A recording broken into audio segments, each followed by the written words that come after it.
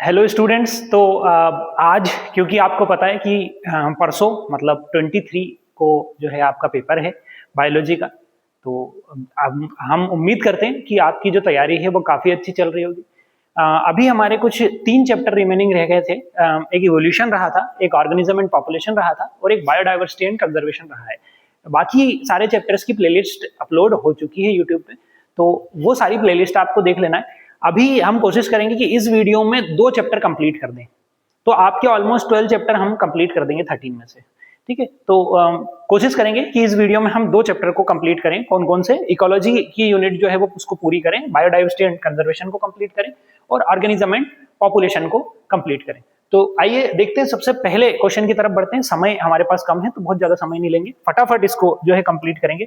अभी मैं quickly revise करवाऊंगा, एक्सप्लेनेशन बहुत ज्यादा डिटेल एक्सप्लेनेशन नहीं रखेंगे क्योंकि वही चीज है कि समय कम है हमारे पास, तो बहुत डिटेल एक्सप्लेनेशन नहीं रखेंगे, हम फटाफट इसको कवर करेंगे। सबसे पहले क्वेश्चन की तरफ बढ़ते हैं। आइए, सबसे पहला क्वेश्चन है, zoological park are example of ex situ conservation. Zoological park जो होते हैं वो एक्स सीटू कंजर्वेशन होते हैं। अब मैं आपको एक्स सीटू और इन सीटू के बारे में थोड़ा सा बता देता हूं पहले, कि जब भी हम किसी ऑर्गेनिज्म को उसके नेचुरल हैबिटाट के अंदर कंजर्व करते हैं तो उसको हम क्या कहते हैं? उसको हम इन सीटू कंजर्वेशन कहते हैं, उसके नेचुरल हैबिटाट के अंदर। जबकि हम किसी ऑर्गेनिज्म को उसके नेचुरल हैबिटाट से अलग हम आर्टिफिशियल एक हैबिटाट बना के उसके अंदर अगर हम कंजर्व करते हैं तो उसको हम क्या कहते हैं? एक्स सीटू कंजर्वेशन कहते हैं। जैसे अगर हम नेशनल पार्क्स को देखें तो नेशनल पार्क में हम कोई मॉडिफिकेशन नहीं कर रहे हैं, तो जैसा नेशनल पार्क है बस उसी को वहीं पे कंजर्व कर दिया, वहां जितने लिविंग ऑर्गेनिज्म है उसको उस एरिया के अंदर ही कंजर्व कर दिया। That is example of in situ conservation. जबकि हम देखते हैं कोई जो अगर हम देखें जैसे कुछ जूलॉजिकल पार्क होते हैं, जैसे जू होता है, तो जू क्या है? मेन मेड है, पूरा का पूरा जो इकोसिस्टम है वो मेन मेड है, वहां पर हमने बनाया। तो वो एग्जांपल क्या हो जाता है? हमारा जो जू होते हैं, जूलॉजिकल पार्क्स होते हैं, वो हमारे एक्स सीटू कंजर्वेशन के हो जाते हैं कि हमने उनको नेचुरल हैबिटाट से निकाल के और फिर उसको वहां पे कंजर्व किया है।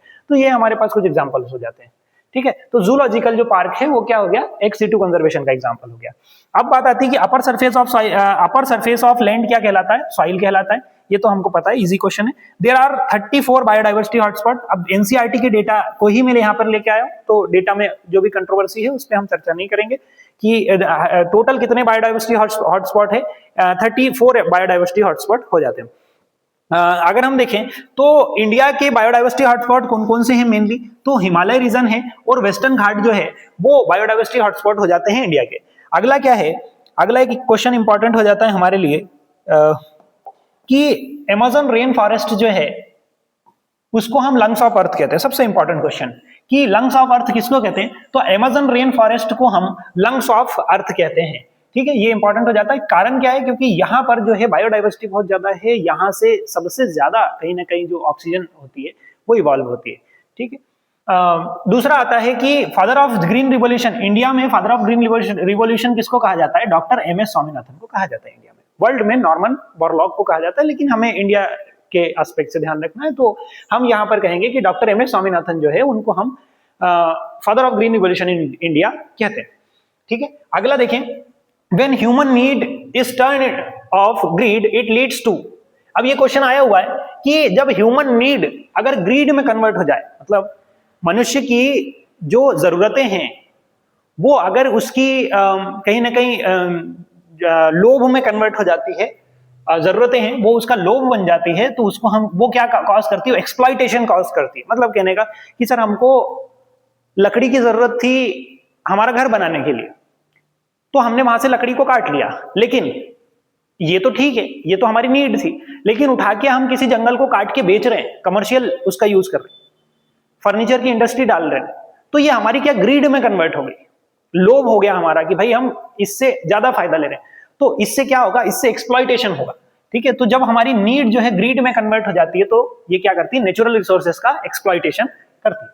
दूसरा क्या है? द एनवायरमेंटल प्रोटेक्शन एक्ट कब पास हुआ था?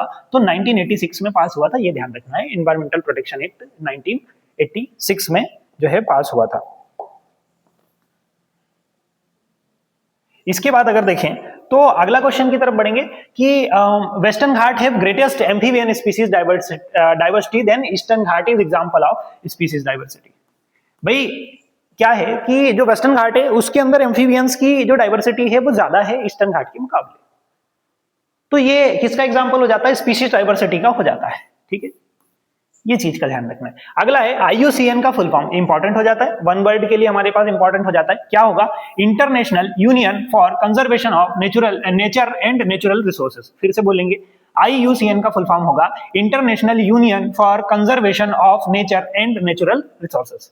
ठीक है, ये IUCN का फुल फॉर्म हमारे लिए हो जाता है। अगला देखें कि अगर हम देखें कि डाइवर्सिटी ज्यादा किसकी है, सर प्लांट की ज्यादा है या एनिमल की ज्यादा है, तो हम कहेंगे एनिमल की ज्यादा है। और उसका मेजर कारण क्या है, मेजर रीजन है कि इंसेक्ट जो है, एनिमल्स में देखें हम तो इंसेक्ट की डाइवर्सिटी ज्यादा है। इस कारण से हम कहेंगे कि जो एनिमल्स है उनके अंदर स्पीशीज ज्यादा रिकॉर्ड की गई है।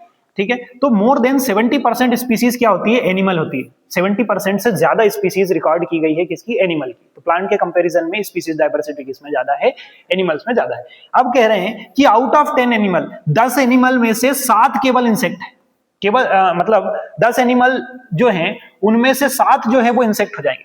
इंसेक्ट की कितनी बड़ी पॉपुलेशन जो है देखने को मिल रही है। अगला देखें, the number of fungi species in the world is more than the combined total of the species of fishes. वो कह रहे हैं कि नंबर ऑफ फंजाई स्पीशीज क्या है, टोटल जो नंबर ऑफ फंजाई स्पीशीज है वो ज्यादा है किससे, टोटल फिशेस से, एम्फीबियन से, रेप्टाइल से और मेमल से। मतलब ऑल ओवर दी अर्थ, अर्थ को अगर हम देखें तो पूरे अर्थ के ऊपर जितने फिशेस हैं, जितने एम्फीबियंस हैं, जितने रेप्टाइल्स हैं और जितने मेमल्स हैं, उनसे सबसे ज्यादा अकेली फंजाई की डाइवर्सिटी है। फंजाई की स्पीशीज अकेली उससे ज्यादा है इन सभी से। तो सबसे ज्यादा डाइवर्सिटी अब हमको देखने को मिल रही है काई की, फंजाई की। तो ये ध्यान रखना है क्योंकि ये एनसीईआरटी के सीधे सीधे फैक्ट्स हैं। तो ये क्वेश्चन जो है होता है वो सीधे सीधे फैक्ट उठा के देते हैं आपको। ठीक है, अगला है India share of global species diversity is an important impressive 8.1%। मतलब ग्लोबल डाइवर्सिटी में इंडिया का कंट्रीब्यूशन कितना है, तो 8.1% डाइवर्सिटी इंडिया में देखने को मिलती है ग्लोबल डाइवर्सिटी की।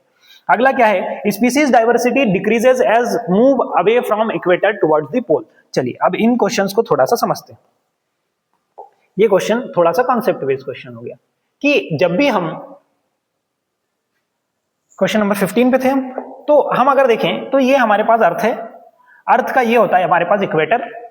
ठीक है, तो ये होते हैं पोल, जैसे हम इसको कहें नॉर्थ और साउथ पोल, बीच से आप अगर आप एक लाइन खींचो तो ये इसको कहते हैं इक्वेटर।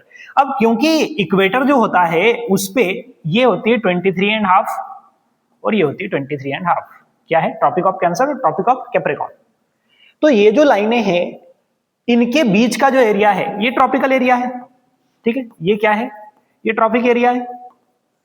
तो इस एरिया के अंदर बायोडाइवर्सिटी ज्यादा होगी। क्यों ज्यादा होगी, क्योंकि यहां पर जो सनलाइट है वो ज्यादा है यहां पर। क्योंकि सनलाइट ज्यादा मिल रहा है तो फोटोसिंथेसिस ज्यादा होगा, फोटोसिंथेसिस ज्यादा होगा तो प्रोडक्टिविटी ज्यादा होगी। और ऐसा इकोसिस्टम जिसके अंदर प्रोडक्टिविटी ज्यादा है वहां पर बायोडाइवर्सिटी भी ज्यादा होगी। ये हमें ध्यान रखना है। इसलिए हम कहते हैं कि जैसे जैसे हम पोल से इक्वेटर की तरफ बढ़ेंगे बायोडाइवर्सिटी बढ़ेगी, जबकि इक्वेटर से पोल की तरफ जाएंगे तो बायोडाइवर्सिटी क्या होगी, कम होगी। समझ में आई बात, कि जब भी हम पोल से इक्वेटर की तरफ बढ़ेंगे तो डाइवर्सिटी क्या होगी, बढ़ेगी। पोल से इक्वेटर की तरफ बढ़ेगी और इक्वेटर से पोल की तरफ क्या होगी, कम होगी। ये ध्यान रखना है आपको। ठीक है, अगले क्वेश्चन की तरफ बढ़ेंगे। क्या क्या कुछ क्वेश्चन दिया था कि the species diversity decreases as we away from the equator towards the pole. वही कह रहे हैं कि जब हम इक्वेटर से पोल की तरफ आगे बढ़ते हैं तो स्पीशीज डाइवर्सिटी क्या होती है, कम होती है। ये हमें ध्यान रखना है। ठीक है, अगले क्वेश्चन की तरफ बढ़ते हैं। चलिए नेक्स्ट क्वेश्चन है हमारे पास, Amazon rain forest in South America has greatest biodiversity on earth. बिल्कुल, सबसे ज्यादा बायोडाइवर्सिटी कहां है, तो अमेज़न रेन फॉरेस्ट जो है उसके अंदर जो है साउथ अमेरिका में है ये, और इसमें सबसे ज्यादा बायोडाइवर्सिटी है अर्थ के ऊपर। अगला देखना है, more solar energy is available in tropic which is contribute the higher productivity. ये भाई चीज कह रहे हैं भाई, देखिए क्या कह रहे हैं कि जो सोलर एनर्जी है वो ज्यादा अवेलेबल रहेगी ट्रॉपिक एरिया में। ट्रॉपिक एरिया मतलब ट्रॉपिक ऑफ कैप्रिकॉर्न और ट्रॉपिक ऑफ कैंसर के बीच का जो एरिया है, मतलब 23.5 डिग्री नॉर्थ और 23.5 डिग्री साउथ के बीच का जो एरिया अभी मैंने बना के बताया था, उस एरिया को हम ट्रॉपिक एरिया कहते हैं। इस ट्रॉपिक एरिया में हो क्या रहा है कि सर इसके अंदर सबसे ज्यादा प्रोडक्टिविटी है। क्यों, क्योंकि यहाँ पर सनलाइट ज्यादा है। ठीक है, और ज्यादा प्रोडक्टिविटी है तो डेफिनेटली बायोडाइवर्सिटी भी इधर क्या होगी, ज्यादा होगी।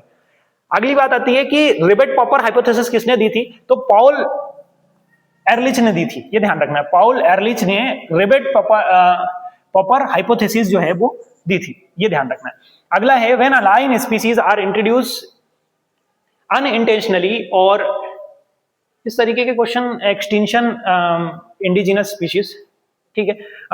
अगर कुल मिला के यहां पर ये कहना चाह रहे हैं कि अगर आप किसी एक बाहर के एनवायरमेंट्स, एक बाहर के किसी इकोसिस्टम से एक इकोसिस्टम में किसी एक इन्वेजिव स्पीशीज को लाके अगर आप रखते हो तो वो क्या करता है, वो इंडिजिनस स्पीशीज का एक्सटिंक्शन कर देता है, वहां से इंडिजिनस स्पीशीज को वो खत्म करने लग जाता है, ये चीज कह रहे हैं। अगला आता है 20 वाला, उतना खासा इंपॉर्टेंट नहीं है ये 19 वाला। अगला आता है अमेज़न रेन फॉरेस्ट, क्योंकि बहुत बड़ा सा हो गया वो, ठीक है। Amazon rain forest produce estimated 20% of total oxygen on earth, मतलब जो अर्थ के ऊपर टोटल ऑक्सीजन है। अब हमने क्या कहा सर, अमेज़न रेन फॉरेस्ट को हमने लंग्स ऑफ अर्थ कहा है, ठीक है। तो लंग्स ऑफ अर्थ इसलिए कह रहे हैं कि जो टोटल ऑक्सीजन प्रोड्यूस हो रही है अर्थ के ऊपर, उसका 20% अकेला अमेज़न रेन फॉरेस्ट कर रहा है, ये जो है बड़ी बात है, ठीक है। अगली बात आती है कि इन सिटू कंजर्वेशन, यहाँ पे आपको थोड़ा सा दिख नहीं पाएगा। इन सिटू कंजर्वेशन का मतलब होता है कि जब हम किसी इंडेंजर्ड स्पीसीज को, यहाँ पे फिर से बता देता हूं मैं, इन सिटू कंजर्वेशन का मतलब होता है किसी इंडेंजर्ड स्पीसीज को जब हम उसके नेचुरल हैबिटेट के अंदर ही कंजर्व करते हैं तो उसको हम इन सिटू कंजर्वेशन कहते हैं। अब बात आती है इंडेंजर्ड स्पीसीज का क्या मतलब है। सर इंडेंजर्ड स्पीसीज का मतलब है कि ऐसी स्पीसीज जिसको खतरा है, हो सकता है कि वो आने वाले समय में खत्म हो जाए, तो ऐसी स्पीसीज को हम क्या कहते हैं कि ये स्पीसीज इंडेंजर्ड है। तो इंडेंजर्ड स्पीसीज को उसके नेचुरल हैबिटेट के अंदर ही जहां पर वो पाई जा रही है बस वहीं उसको कंजर्व करते हैं, that is in situ conservation, ठीक है। यहां पर दिया हुआ है कि sacred groves are areas where the entire forest is protected along with the flora and fauna often protected by local committees। मतलब वो कह रहे हैं कि सीक्रेट ग्रुप्स होते हैं जहां पर हम फ्लोरा और फौना को प्रोटेक्ट करते हैं, ऐसे एरिया को क्या कहते हैं, ऐसे एरिया को सीक्रेट ग्रुप्स कहते हैं, ये ध्यान रखना है, ठीक है। अगली बात आती है कि examples of in situ conservation के कुछ एग्जांपल्स यहाँ पे दिए हुए हैं, जैसे यहाँ पर नेशनल पार्क है, वाइल्ड लाइफ सेंचुरीज है, जो मैंने अभी लास्ट उसमें बताया था कि वाइल्ड लाइफ सेंचुरी है, नेशनल पार्क है, बायोस्फीयर रिजर्व है, ये सारे जो हैं ये हमारे पास क्या हो जाते हैं, ये जितने भी हैं ये सब हमारे पास इन सिटू कंजर्वेशन के एग्जांपल्स हो जाते हैं। अगली बात आती है कि conservation outside the natural habitat is called ex situ conservation, मतलब इन सिटू का अपोजिट। जब हम किसी ऑर्गेनिज्म को उसके नेचुरल हैबिटेट के अलावा किसी हैबिटेट के अंदर जो है उसको कंजर्वेशन करते हैं तो उसको हम एक्स सिटू कंजर्वेशन कहेंगे, ठीक है। यहाँ पर तीन चार क्वेश्चन जो है वो थोड़े से आपको शो नहीं हो रहे हैं, लेकिन उनको मैंने यहाँ पे एक्सप्लेन कर दिया है, ठीक है। अगली बात आती है कि इसके एग्जाम्पल क्या होंगे एक्स सिटू कंजर्वेशन के, तो मैंने बताया था जूलॉजिकल पार्क जो है, जूलॉजिकल पार्क होंगे, बॉटनिकल गार्डन होंगे और सीड बैंक होगी। क्या क्या याद रखना है हमको, जूलॉजिकल पार्क हो गए, ठीक है, बॉटनिकल गार्डन हो गए, और तीसरा अगर हम देखें तो हमारे पास हाँ सीड बैंक, ये सब क्या है जिसमें हम क्या करते हैं, क्रायो प्रिजर्वेशन करते हैं सीड का। तो ये क्या हो जाते हैं हमारे पास एक्स सिटू कंजर्वेशन के एग्जांपल्स हो जाते हैं, ठीक है। ये देखो cryo preservation is a technique. अब क्रायो प्रिजर्वेशन क्या है, क्रायो प्रिजर्वेशन में हम करते क्या है कि -196 डिग्री सेंटीग्रेड, मतलब लिक्विड नाइट्रोजन जिसका टेम्परेचर होता है -196 डिग्री सेंटीग्रेड, इस पे किसी सीड को लंबे समय तक प्रिजर्व करके रखते हैं, तो सीड्स का क्रायो प्रिजर्वेशन जो है वो किया जाता है। तो ये 26 में ये चीज शो कर रहे हैं, वो यहाँ पर दिख नहीं रहा है आपको, ठीक है। चलिए अब बाकी की पीडीएफ जो है पूरी सिस्टमेटिक है। अगला देखते हैं, region with very high level of species richness and high degree of endemism is called biodiversity hotspot। मतलब अब यहाँ पर क्या कह रहे हैं इसको समझना है। बायोडाइवर्सिटी हॉटस्पॉट की डेफिनेशन लिखिए। अब एक चीज हो रही है कि इस वीडियो से आपके जो 2 मार्कर में जो थ्योरी क्वेश्चंस आते हैं वो भी यहाँ से कवर होंगे, काफी क्वेश्चन जो है आपके यहाँ से कवर हो सकते हैं, ठीक है। तो आपको ये ध्यान रखना है कि ऐसा रीजन जहां पर high level of species richness है, कि वहां पर स्पीसीज बहुत सारी पाई जा रही है। दूसरा high degree of endemism, endemism का मतलब होता है कि वो स्पीसीज केवल वहीं पाई जा रही, तो इसको क्या कहते हैं, एंडेमिज्म कहते हैं। तो ऐसी जगहों को क्या कहेंगे, ऐसी जगहों को हम बायोडाइवर्सिटी हॉटस्पॉट कहेंगे, ठीक है। ये ध्यान रखना है आपको, बायोडाइवर्सिटी हॉटस्पॉट। अगली बात आती है कि the earth summit held in Rio de Janeiro. Earth summit कहां हुआ था, तो रियो डी जेनेरो में हुआ था। कब हुआ था, तो 1992 में हुआ था, ये हमें ध्यान रखना है, ठीक। अगले क्वेश्चन की तरफ बढ़ेंगे। World summit on sustainable development held in, world summit on sustainable development कब हुआ था? 2002 में हुआ था, जोहान्सबर्ग साउथ अमेरिका में हुआ था। ठीक है, तो ये एकदम ये ऐसे स्टेटमेंट वाले क्वेश्चन है सीधे सीधे कि world summit on sustainable development 2002 में जोहान्सबर्ग साउथ अमेरिका में हुआ था। अगली बात आती है important, more than 1.5 million species have been recorded in the world, मतलब अभी तक रिकॉर्डेड कितनी है स्पीसीज? तो 1.5 मिलियन स्पीसीज ऐसी है जो रिकॉर्डेड है, लेकिन पूरी नहीं है। अभी भी जो है हम क्या कर रहे हैं, रिसर्च करते जा रहे हैं कि नई नई स्पीसीज जो है अभी बहुत सारी है जिनका भी अनुमान नहीं लगाया जा सकता है, लेकिन हाँ अभी तक हमारे पास रिकॉर्डेड स्पीसीज कितनी है? तो 1.5 मिलियन 1.5 मिलियन स्पीसीज जो है हमारे पास रिकॉर्डेड है। अगला, the term biodiversity was popularized by, biodiversity term को पॉपुलराइज किसने किया था? तो एडवर्ड विल्सन ने जो है वो इसको पॉपुलराइज किया था, ध्यान रखना है। बायोडाइवर्सिटी को पॉपुलराइज किसने किया? एडवर्ड विल्सन ने किया। The total number of species on earth estimated about, अब देखो अनुमानित हमने क्या किया है कि 1.5 मिलियन जो स्पीसीज है उनको तो रिकॉर्ड कर लिया कि भाई इतनी स्पीसीज है जिनके बारे में हमको जानकारी है, और साइंटिस्ट ये अनुमान लगा रहे हैं कि 1.5 मिलियन की तो आपको जानकारी है, लेकिन ऑल ओवर द अर्थ के ऊपर टोटल 7 मिलियन स्पीसीज हो सकती है। एस्टिमेटेड जो है 7 मिलियन स्पीसीज अर्थ के ऊपर है। Biodiversity occur eight 3 level, biodiversity 3 level पर होती है, ये ध्यान रखना है। लेवल ऑफ बायोडाइवर्सिटी अगर 2 मार्कर में पूछा जाए तो कहां कहां होती है? जेनेटिक लेवल बायोडाइवर्सिटी होती है, एक स्पीशीज लेवल होती है और एक इकोसिस्टम लेवल की बायोडाइवर्सिटी होती है, तो तीनों ध्यान रखना है। अगला है हमारे पास variation of gene within the species is called genetic diversity. देखो स्पीशीज लेवल पे वेरिएशन अगर हो जाते हैं, स्पीशीज सेम है लेकिन उनके अंदर जेनेटिक वेरिएशन है, that is genetic level diversity. ठीक है, जेनेटिक लेवल डाइवर्सिटी को हम सिंपल सा कैसा समझ सकते हैं, जैसे एक व्यक्ति जो इंडिया में रह रहा है, एक व्यक्ति जो अफ्रीका में रह रहा है, एक व्यक्ति जो नॉर्थ अमेरिका में रह रहा है, तो सबके मॉर्फोलॉजी में अंतर होगा। ठीक है, सबके कलर में, हाइट में, इन चीजों में डिफरेंस होगा। तो ये क्या है, इनके जेनेटिक्स जो है उनके अंदर डिफरेंस है, तो इस टाइप की जो डाइवर्सिटी होगी इसको हम क्या कहेंगे? जेनेटिक लेवल डाइवर्सिटी कहेंगे। अगली बात आती है कि इंडिया में बायोडाइवर्सिटी हॉटस्पॉट कितने? 4 बायोडाइवर्सिटी हॉटस्पॉट इंडिया में है। ठीक है, species area relationship was explained bye, मतलब स्पीशीज एरिया रिलेशनशिप किसने एक्सप्लेन की थी? तो हमें ध्यान रखना है अलेक्जेंडर वॉन हम्बोल्ट ने जो है यहाँ पर स्पीशीज एरिया रिलेशनशिप को एक्सप्लेन किया था। Species richness increase with increasing area, बिल्कुल सिंपल सा क्वेश्चन है कि भाई एरिया इंक्रीज करोगे तो स्पीशीज रिचनेस इंक्रीज होगी। इट मींस कि एक छोटे से एरिया में अगर आप स्पीशीज देखोगे तो नंबर ऑफ स्पीशीज कम मिलेगी, एक बहुत बड़े एरिया में आप स्पीशीज देखोगे तो नंबर ऑफ स्पीशीज आपको ज्यादा मिलेगी। तो यहां पर वही चीज कह रहे हैं कि स्पीशीज रिचनेस इंक्रीज होती है जब आप एरिया को बढ़ाते हो, बड़े एरिया में ज्यादा स्पीशीज होगी। अगला है the accelerated loss of species is known as extinction. Accelerated loss of species मतलब कि बहुत तेजी से स्पीशीज का लॉस होता जा रहा है। भाई हम तभी तो अलग अलग तरीके से ex situ in situ conservation कर रहे हैं क्योंकि स्पीशीज लॉस होती जा रही है। ठीक, तो स्पीशीज लॉस को तेजी से अगर स्पीशीज लॉस हो रही है तो उसको क्या कहेंगे? उसको एक वर्ड में हम क्या कहेंगे? एक्सटिंक्शन कहेंगे। ठीक है, अगला है destruction of habitat is most important cause of biodiversity loss. मतलब बायोडाइवर्सिटी लॉस का सबसे मेन कारण क्या है? तो मेन कारण है हैबिटाट का डिस्ट्रक्शन। हैबिटाट का डिस्ट्रक्शन इट मींस कि कोई जंगल में रहने वाले जो एनिमल्स हैं, हमने जंगल को काट दिया, मतलब उसके हैबिटाट का डिस्ट्रक्शन कर दिया, तो अब वहां पर क्या होगा कि वो डाइवर्सिटी, बायोडाइवर्सिटी का क्या होगा? लॉस होगा। वहां की स्पीशीज जो है ये हो सकता है कि वो एक्सटेंड हो जाए। ठीक, अगला देखेंगे कि tropical rain forest are disappearing mainly due to deforestation. बिल्कुल, ट्रॉपिकल रेन फॉरेस्ट जो है वो डिसअपियर क्यों हो रहे हैं? डिफॉरेस्टेशन की वजह से। हम क्या कर रहे हैं? हम धीरे धीरे कर करके उन जंगलों को काट रहे हैं। इस प्रोसेस को हम क्या कहते हैं? डिफॉरेस्टेशन कहते हैं। तो ट्रॉपिकल रेन फॉरेस्ट किसकी वजह से डिसअपियर हो रहे हैं? डिफॉरेस्टेशन की वजह से। अगली बात आती है Nile perch cause extinction of many endemic fishes species in lake Victoria. तो अब याद रखना है कि लेक विक्टोरिया में बहुत सारी जो स्पीशीज है, एंडेमिक स्पीशीज थी वहां पर फिश की, उसको एक्सटेंड किसने कर दिया? तो नील पर्च ने कर दिया है। ये आपको एकदम सीधा ध्यान रखना है। ठीक, आगे बढ़ते हैं। हमने 41 क्वेश्चन जो है सॉल्व कर लिए। देखिए बहुत ज्यादा एक्सप्लेनेशन में यहाँ पर इसलिए नहीं रख रहा हूँ क्योंकि हमें क्वेश्चन ज्यादा कवर करना है इसलिए। ठीक है, अगला क्वेश्चन की तरफ बढ़ेंगे। Project tiger was launched in the year. Project tiger हमने लॉन्च कब किया था? 1973 में किया था। अगला है the slogan think globally act locally was given during earth summit. मतलब अर्थ समिट में हमने कौन सा स्टेटमेंट दिया था, ये ध्यान रखना है, थिंक ग्लोबली और एक्ट लोकली। ये स्टेटमेंट को बिल्कुल ध्यान रखना है, थिंक ग्लोबली एक्ट लोकली कब दिया था, अर्थ समिट में दिया था।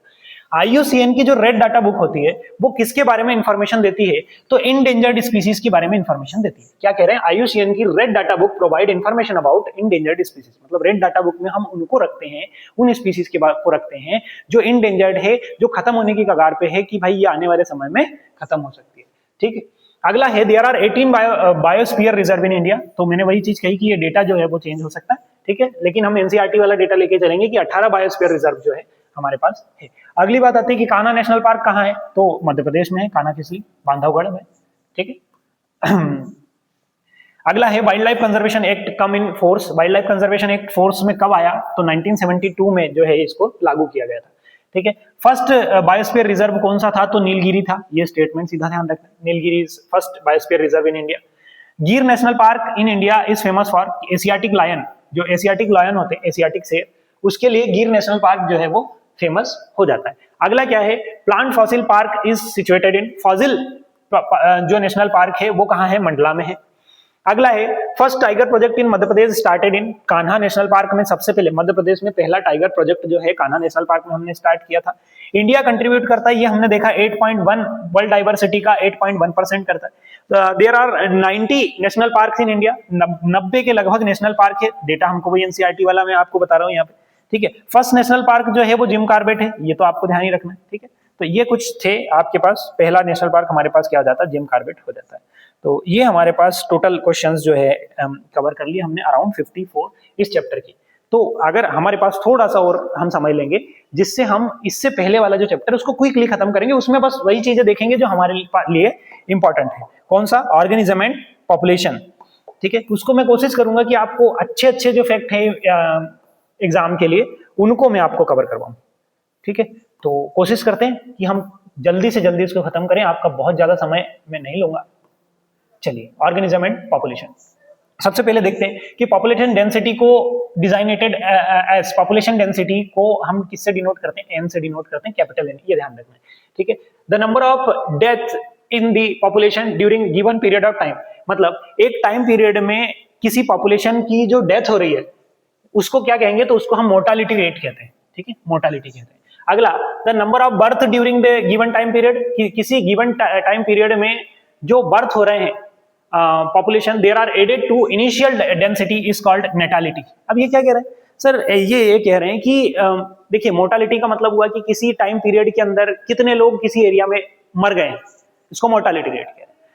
दूसरा कह रहे हैं कि the number of birth during the given period, मतलब एक टाइम पीरियड के अंदर किसी एरिया में कितने लोग, कितने बच्चे जन्म ले रहे हैं, बर्थ हो रहा है उनका, तो वो क्या होंगे, वो वहीं पे ऐड होंगे ना भाई, जो बर्थ होगा वो तो वहीं पे ऐड हो जाएंगे, जिस इनिशियल जो डेंसिटी है, इनिशियल जो पॉपुलेशन डेंसिटी है उसमें ऐड हो जाएंगे। तो इसको हम क्या कहेंगे, इसको हम नेटालिटी कहेंगे, कि किसी टाइम पीरियड पे किसी एरिया में जो बच्चे जन्म ले रहे हैं तो उसको हम क्या कहेंगे, नेटालिटी कहेंगे। अगला है immigration is the number of individual of some same species that enter habitat from somewhere else during the given period of time. Immigration का मतलब होता है कि किसी जगह पे कोई लोग रह रहे हैं और बाहर से कोई लोग आ जाए, तो यहां पर यही कह रहे हैं, immigration is the number of individual of same species at that enters habitat from elsewhere during given time period. मतलब जिस एरिया में मान लो मैं रह रहा हूं, मैं हरदा में रह रहा हूं, अब उस हरदा के अंदर उस एरिया में कोई व्यक्ति भोपाल से आके रहने लग जाता है, एक टाइम पीरियड के अंदर कितने लोग भोपाल से, कितने लोग इंदौर से, कोई सीहोर से, कोई सतना से, अलग अलग डिस्ट्रिक्ट से अगर कोई व्यक्ति आके रहने लग जा रहा है तो इसको हम क्या कहेंगे, इसको हम इमिग्रेशन कहेंगे गिवन टाइम पीरियड के अंदर। ठीक है, ई माइग्रेशन क्या होगा, देखो ये है इमिग्रेशन और ये है ई माइग्रेशन। ई माइग्रेशन मतलब कि मैं मान लो यहां पर रह रहा हूं हरदा, और मुझे कोई कहे कि आपको हम इंदौर जो है आपकी पोस्टिंग करवा देते हैं, तो मैं यहां से चले जाऊंगा, तो ये क्या होगा, ये हमारे पास ई माइग्रेशन होगा। तो इमिग्रेशन और ई माइग्रेशन को ध्यान रखना है। ठीक है, दोनों मिलते जुलते हैं। ठीक है, उसके बाद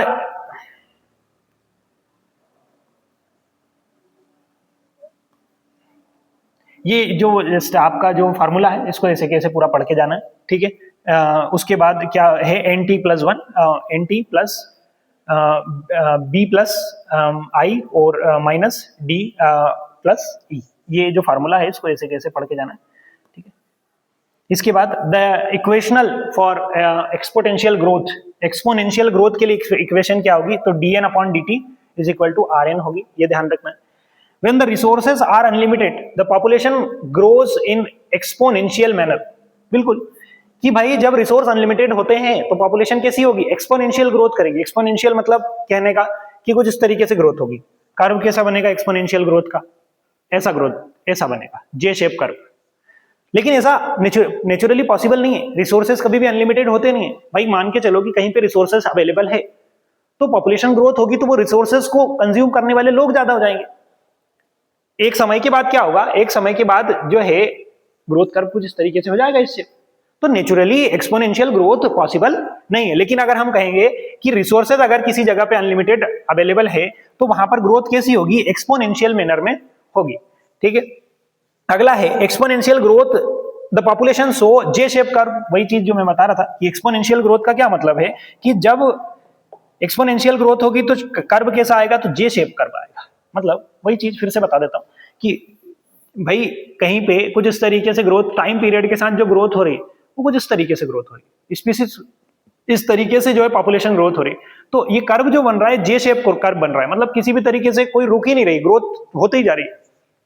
तो जब भी हमारे पास अनलिमिटेड रिसोर्सेस अवेलेबल होंगे तो एक्सपोनेंशियल ग्रोथ होगी, और एक्सपोनेंशियल ग्रोथ का जो कर्व होगा वो जे शेप कर्व होता है, ये ध्यान रखना। अगले क्वेश्चन की तरफ बढ़ेंगे। अगला क्वेश्चन क्या है हमारे पास, the intrinsic rate of natural increase is denoted by R। मतलब intrinsic rate of natural increase को हम किससे रिप्रेजेंट करते हैं, स्मॉल r से, ठीक है। when resources become limited the population growth is logistic model। मतलब जब रिसोर्सेस अनलिमिटेड थे तो एक्सपोनेंशियल ग्रोथ हुई थी, जबकि रिसोर्सेज जब लिमिटेड है, नेचुरली ऐसे ही होता है कि रिसोर्सेज लिमिटेड ही होते हैं, तो ग्रोथ कैसी होगी, ग्रोथ होगी लॉजिस्टिक। और लॉजिस्टिक कैसी होगी कि भाई एक समय तक तो ग्रोथ होगी, जब तक रिसोर्स अवेलेबल है तब तक ग्रोथ होगी, लेकिन जैसे जैसे रिसोर्स कम पड़ेंगे ग्रोथ स्टॉप होना चालू हो जाएगी। तो कर्व कैसा बनेगा, एस शेप कर्व बनेगा। और इसको क्या कहते हैं, इसको हम लॉजिस्टिक ग्रोथ कहते हैं, लॉजिस्टिक ग्रोथ कहते हैं। तो हमें ये ध्यान रखना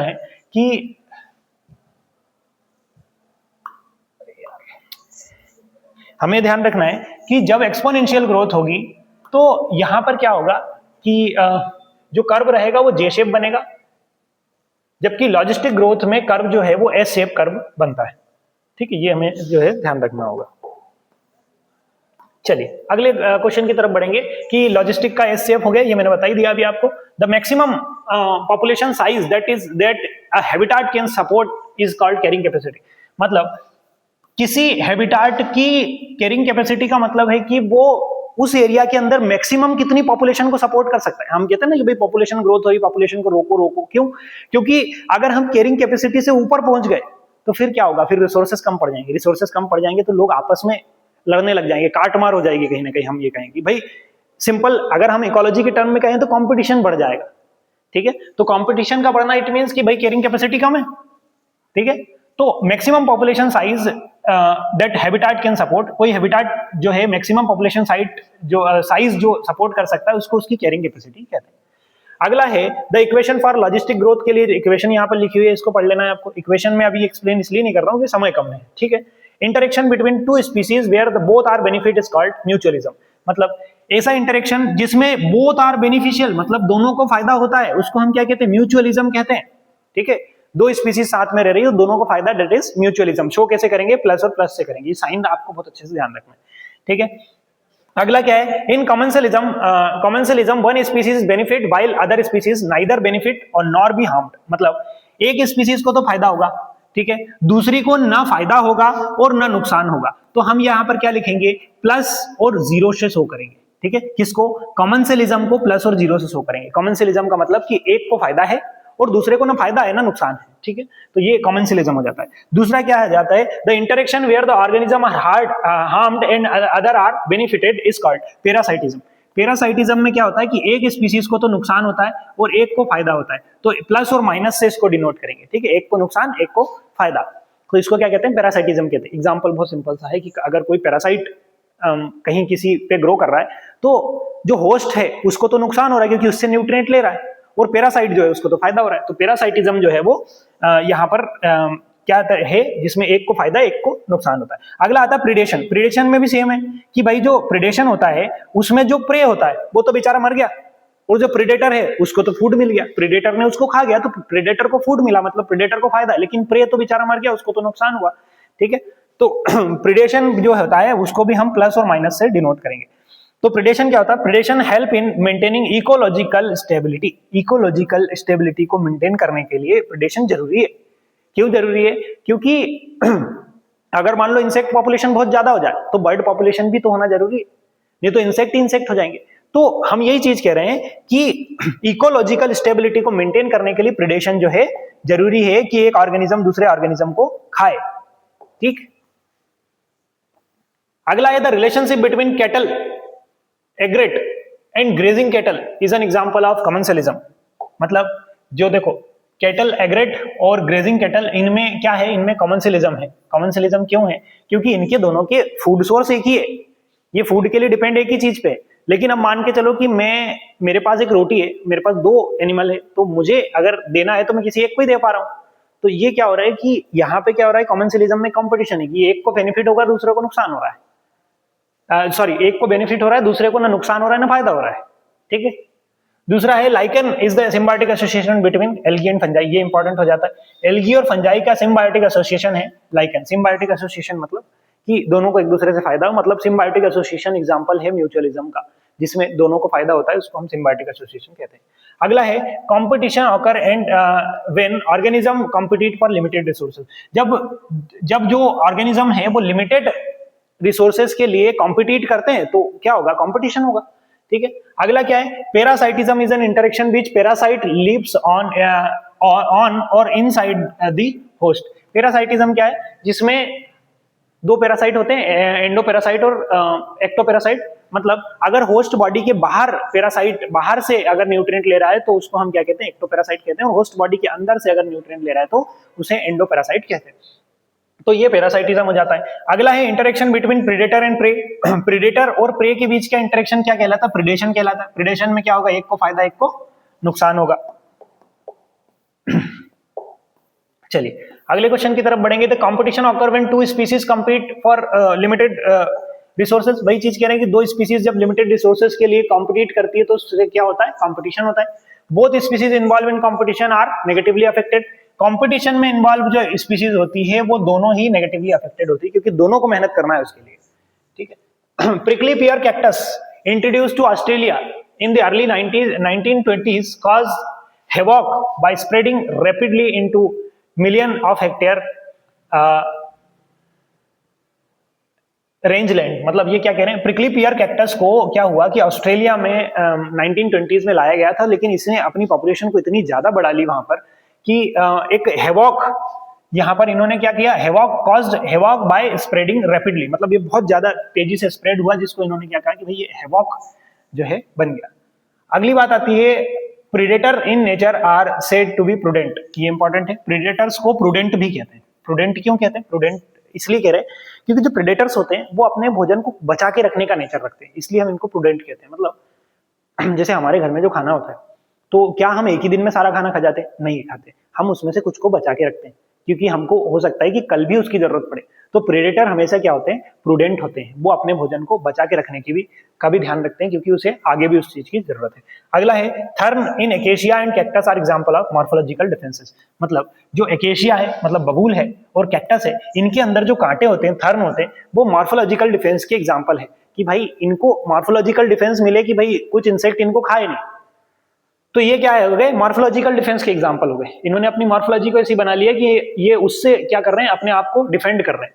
ठीक है, अगला है Calotropis produce poisonous cardiac glycoside. Poisonous cardio glycoside कौन प्रोड्यूस करता है? तो कैलोट्रोपिस प्रोड्यूस करता है, ये हमें ध्यान रखना है। ठीक है, अगली बात आती है herbivores are considered predators of plant. Herbivores को प्रेडेटर ऑफ प्लांट कहते हैं। बिल्कुल भाई, प्लांट को खाने वाला प्लांट का प्रेडेटर हो गया और प्लांट उसके लिए प्रे हो गया। वो कौन होते हैं प्लांट को खाने वाले? तो वो होते हैं हमारे पास हर्बीवोर्स। तो ये ध्यान रखना है।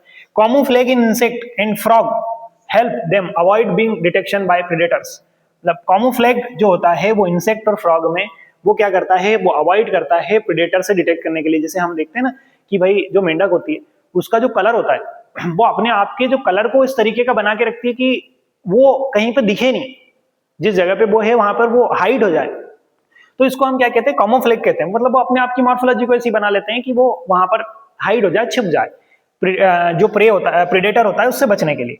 अगला है resource partitioning help in species to avoid competition. मतलब कंपटीशन से बचाने के लिए हम क्या कर सकते हैं, कंपटीशन को अवॉइड करने के लिए हम क्या कर सकते हैं, रिसोर्स का पार्टीशन कर सकते हैं। जैसे फॉर एग्जांपल सिंपल सा है कि भैया हमारे घर में उन्होंने कहा कि 4 रोटी बची है और 2 भाई बहन है, 2 भाई बहन है, 4 रोटी बची है, तो उनमें कंपटीशन होगा बिल्कुल। तो हम उसको क्या करें, रिसोर्स पार्टीशन कर दें कि मम्मी बोले कि 2 इसको दे दो और 2 इसको दे दो, तो 2 इसको दे दी, 2 इसको दे दी, क्या हो गया, रिसोर्स पार्टीशन हो गया। तो रिसोर्स पार्टीशन से क्या हुआ, जो कंपटीशन था उसको हमने कंट्रोल कर लिया। तो कंपटीशन को रोकने के लिए, अवॉइड करने के लिए हम क्या कर सकते हैं, रिसोर्स का पार्टीशनिंग कर देते हैं। Parasite feeding on external surface of host is called ectoparasite. वही चीज कह रहे हैं कि जब पैरासाइट जो होस्ट है उसकी सरफेस के ऊपर, बॉडी के बाहर अगर न्यूट्रिएंट ले रहा है, फीडिंग कर रहा है, तो उसको एक्टोपैरासाइट कहेंगे। अगला है lice on human and ticks on dog. Lice on human और टिक्स ऑन डॉग ये एग्जांपल है एक्टोपैरासाइट के। वहीं जो इनसाइड अगर बॉडी के अंदर रह के न्यूट्रिएंट ले रहे हैं तो उनको हम एंडोपैरासाइट कहते हैं। ठीक है, अगला है brood parasitism is common seen in bird like cuckoo और कोयल। ठीक है, तो जो कौवे होते हैं वो कोयल के जो अंडे होते हैं, घोंसले होते हैं, उसमें अंडे देते हैं। तो ये चीज वो बता रहे हैं, वो ब्रूड पैरासाइटिज्म का एग्जांपल है कुको एंड कोयल। ठीक है, अगले क्वेश्चन की तरफ बढ़ेंगे। ब्रूड पैरासाइटिज्म भी हो गया। ब्रूड पैरासाइटिज्म को पढ़ के जाना है, थ्योरी के लिए ध्यान रखना इंपॉर्टेंट है। An orchid growing on epiphyte. Orchid किसका एग्जांपल है, एपीफाइट का एग्जांपल है। मैंगो ट्री, ठीक है, मैंगो ट्री के ऊपर ऑर्किड जो ग्रो होता है, ऑर्किड ग्रो होता है तो एपीफाइट होता है। ठीक है, एपीफाइट मतलब एक प्लांट के ऊपर दूसरा प्लांट लगना, that is example of epiphytic plant.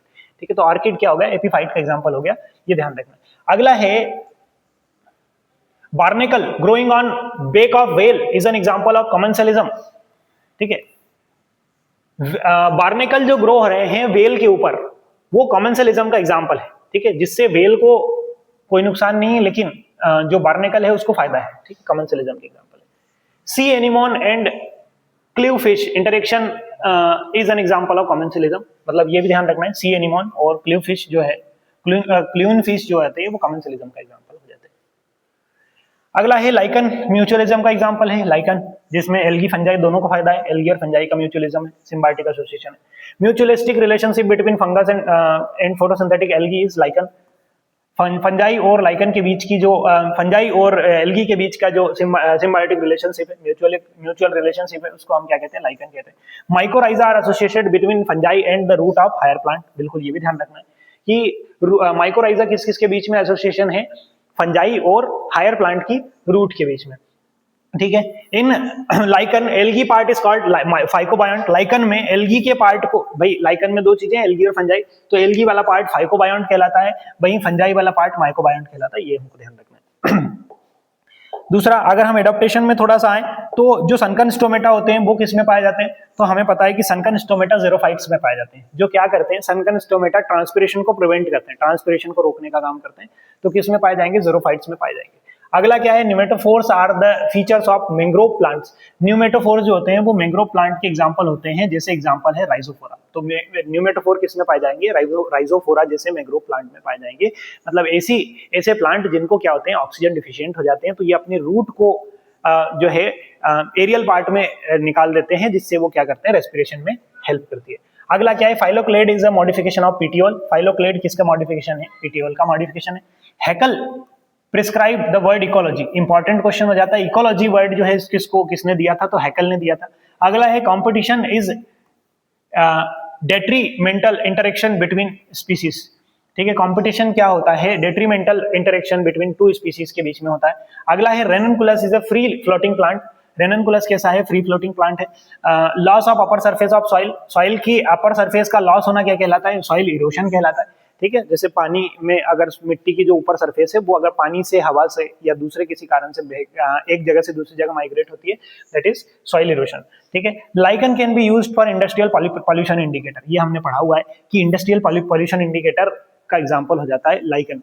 ठीक है, मतलब जहां पर इंडस्ट्रियल पॉल्यूशन होगा वहां पर लाइकेन, एयर पॉल्यूशन होगा वहां पर लाइकेन नहीं पाए जाते हैं, ये ध्यान रखना है। ठीक है, अगला जो है transition area between two biome, important है कि दो बायोम के बीच का जो ट्रांजिशन एरिया होता है उसको क्या कहते हैं, उसको हम इकोटोन कहते हैं। अगला है scientific study of human population is called demography. Human population की साइंटिफिक स्टडी को हम क्या कहते हैं, डेमोग्राफी कहते हैं।